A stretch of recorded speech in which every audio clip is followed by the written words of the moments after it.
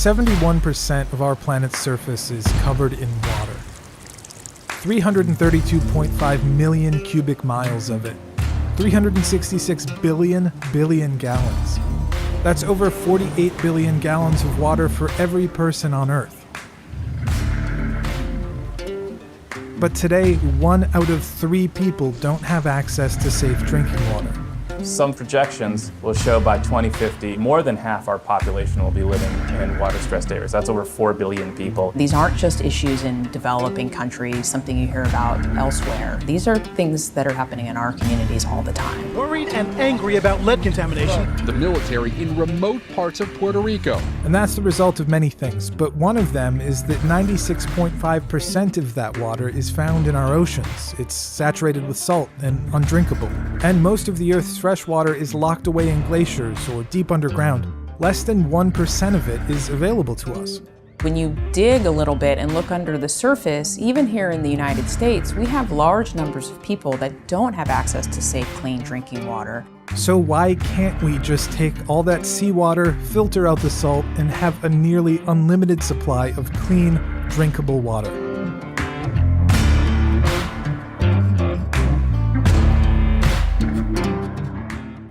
Desalination, broadly, is the process of removing salts from water. It's been practiced for years. In fact, it's a natural process. It occurs when the sun heats the ocean and fresh water evaporates off and it falls again as rainfall. If you mix salt into water, it dissolves. And if you could watch microscopically while you did that, you'd see that the water is actually breaking apart the salt into charged particles that chemically interact with the water. So salt water is a chemically new solution. It's not just water with some salt grains floating around in it. And that's why desalination is a fundamentally tricky process. The two main types of desalination are thermal desalination and reverse osmosis. Thermal desalination is the oldest form of desalination. It's essentially boiling water and then capturing the steam and turning that into fresh water. But in the 60s, we were able to develop reverse osmosis processes at UCLA, and these have now started to dominate the market. So one of the big chief differences between the two is reverse osmosis doesn't use heat, doesn't boil anything. You're really just pressurizing the water to a tremendous amount, and you're forcing it through a membrane where it doesn't want to go. It wants to stay with the salt, but with this high pressure, it is forced to separate from the salt. Broadly speaking, what you want to look at for desalination is, where's my fresh water coming from and do I have enough of it? And if I don't have enough of it, do I need to augment supply? Desalination then starts to become a very attractive or interesting option.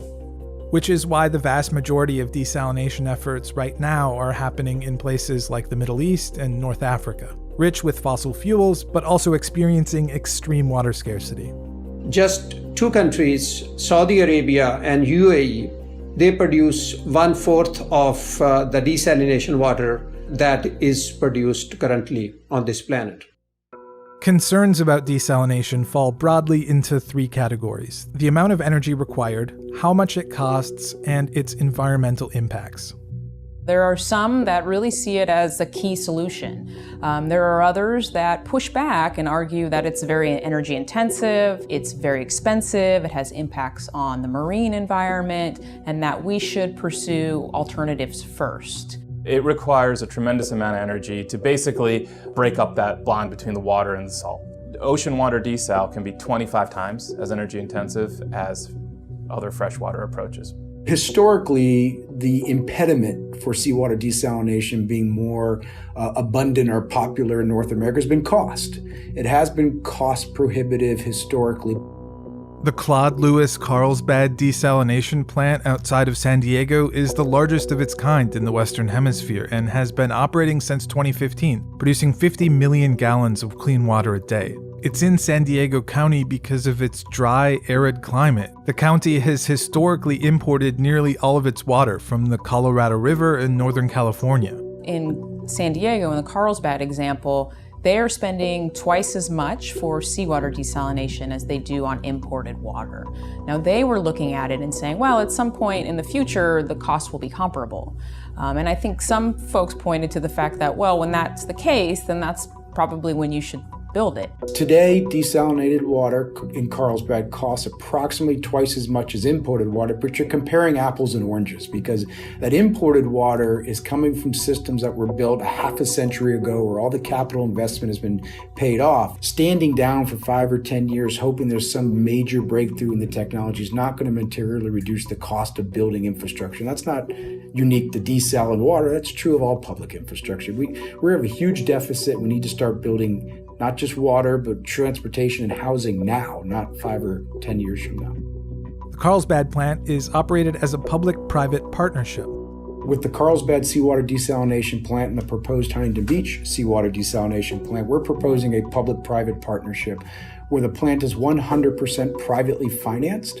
And then we enter into a long-term fixed-price water purchase agreement with the Public Water Agency. And essentially, we're recovering our investment over time through the sale of water. There's an infrastructure deficit in the United States. There's certainly an infrastructure deficit in California, and you can't expect local, state, and federal government to pay for all of it. The private sector is going to have to invest private dollars, and I think there's a huge opportunity in water in a way that both protects the ratepayers and also allows for the investment of private capital. Beyond the environmental costs of producing the energy needed to power these plants, another concern arises because they're not just outputting clean, desalinated water. They're also producing huge amounts of hyper-salty water called brine as a byproduct. Seawater desalination plants that use reverse osmosis typically operate at a 50% efficiency in that if you take in 2 gallons of seawater, you're going to produce 1 gallon of fresh water and 1 gallon of hypersaline brine. It's a fixed volume of salt that I'm trying to remove, so whether I put it in half a gallon of water or 1/10 of a gallon of water, it's still going to be there and it's just going to be much more concentrated. As desalination efforts grow, it's not clear what should be done with these huge amounts of brine. Globally right now, we're producing over 37 billion gallons a day. Most brine is in one way or another emptied back into the ocean, but because it has a much higher salt concentration than regular seawater, it has the potential to, among other things, sink to the seafloor and wreak havoc on the plants and animals found there. In addition, because these facilities are taking in millions of gallons of seawater a day, the intake itself could destroy local marine life. But Poseidon Water, which operates the Carlsbad plant, says the regulations in California provide sufficient environmental protection. Numerous studies have been done in California and around the world that show that level of salinity increase will not harm marine life. And you're also providing drinking water to people in need. But a recent study published in 2018 showed that we're producing even more brine than we thought. For every liter of desalinated water, we produce 1.5 liters of brine. In other words, overall, we are producing more brine than we produce desalinated water. And while some places like California have robust regulations regarding brine in place, it's not clear that as a whole, the industry is taking its disposal seriously enough. Currently, we are disposing of brine in a way which we used to dispose of industrial wastewater about 40-50 years ago.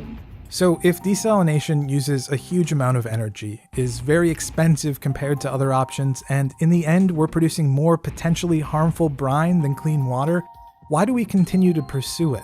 Desalination has its drawbacks, but one of the benefits is that it's a fairly stable and known process, particularly if you're dealing with ocean water. You can be confident that it will supply you water when you need it. Reliability is the key. Water scarcity is a complex, difficult problem. Climate change is affecting everything and introducing growing uncertainty. Weather is variable, but if you have a desalination plant, energy, and seawater, you can reliably get clean water. But desalination undeniably uses a large amount of energy, and for some, it's just fundamentally difficult to advocate for a technology that would be adding to our ever-growing energy needs. I think when we start to look into these water scarce worlds, we start to think about, well, energy provides us services. It heats our homes, it lights our offices and buildings. And if we think of energy as a service that could give us water, for some context, the average person in the US uses about 100 gallons of water per day. If I were to produce that 100 gallons per day with ocean water desal, that would be the same amount of electricity consumption that my home would require over an hour. So to kind of put things in context, I think we start to think about our energy resources and where do I invest it, how important is water. I mean, it is the most basic element of life, and people go out and they buy a venti Starbucks every day and spend more on that than they do for a month's supply of desalinated water, and they don't realize it. It's clear that desalination alone is not going to fix the world's water problems. Up in some places where you're just water rich, desalination probably won't make the most sense. Poseidon Water as a company does not believe that seawater desalination is a panacea. We can't just build 1 or 2 or 10 and really solve our water challenges. Desalination is not the solution to water scarcity. It's one of the options to narrow the gap between water supply and demand. But for some communities around the world, it's already making an enormous local impact. It's currently a pretty small fraction of the water supply globally, and probably will remain so. There are, though, communities for which it is a fairly significant contribution. It can be quite important at the local level. Desalination is one tool of many, and for it to have maximum impact, it must be implemented alongside other techniques. Israel maybe provides a good example where they have invested quite a bit in seawater desalination, but they also made investments in efficiency such that their water use on a per-person basis is far lower than we see here in California or in many parts of the United States. So they did those things first so that they aren't wasting that very expensive water. That then delayed their need to build a plant, and when they built it, they could build it a bit smaller than they would have. So there's a real cost savings there to the community. I would almost look at it as like a safe bet. You know, to hedge your risks, a desalination plant is your low-risk option in your portfolio. Kind of expensive maybe, but it's going to deliver. I think we do the cheaper, less environmentally damaging things first. That seawater desalination is an option. In some communities, they don't have other options. Others, though, do have other options. They can use water more efficiently, which can save water, save energy, can have less environmental impact. And while most attention is given to seawater desalination, a similar process can be used for treating many other sources of water, like wastewater. The volume of wastewater, if it's all collected and recycled, that is almost equivalent to 5 times the volume of water that passes through Niagara Falls each year. And if we look at the desalinated water, a desalinated water which we produce globally on an annual basis is almost equal to half of the volume of the water that passes through Niagara Falls. We don't want to lose sight of other sorts of desal, brackish water, which is, you can think of brackish water as it's not as salty as ocean water, but it's saltier than fresh water. It's that whole space between. And there, the energy requirements are substantially less, simply because there's less salt. So less salt, less stuff to remove, less energy. Desalination is an important tool in the fight against water scarcity. Its reliability is becoming ever more important, but it's not a cure-all, and other techniques should always be implemented alongside it. Desalination is already vital for many water-scarce communities around the world, and as climate change continues to transform our planet, the balance between concerns about energy use and the ability to reliably get clean water is going to evolve. How exactly desalination will fit into the future of clean water is yet to be seen.